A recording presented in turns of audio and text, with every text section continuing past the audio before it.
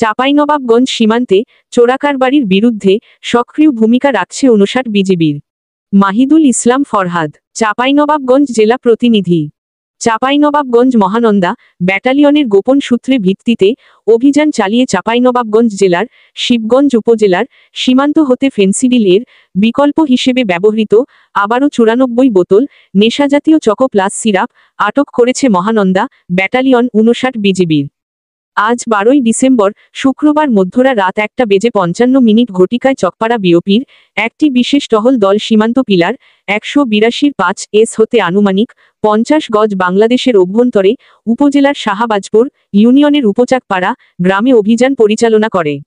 অভিযান চলাকালীন বিজিবির উপস্থিতি টের পেয়ে চোরাকারবারিরা পালিয়ে গেলে ঘটনাস্থল হতে টহলদল মালিকবিহীন 94 বোতল ভারতীয় চকো প্লাস সিরাপ আটক করতে সক্ষম হয়।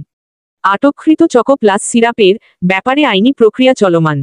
এ ব্যাপারে মহানন্দা ব্যাটালিয়ন 59 বিজিবির এর অধিনায়ক লেফটেন্যান্ট কর্নেল গোলাম কিবরিয়া বিজিবিএম বিজিওএম বিষয়টির সত্যতা নিশ্চিত করেছেন। তিনি বলেন, শীত মৌসুমে মাদক চোরাচালানে এটি একটি নতুন সংযোজন। আমরা সীমান্তে সক্রিয় আছি।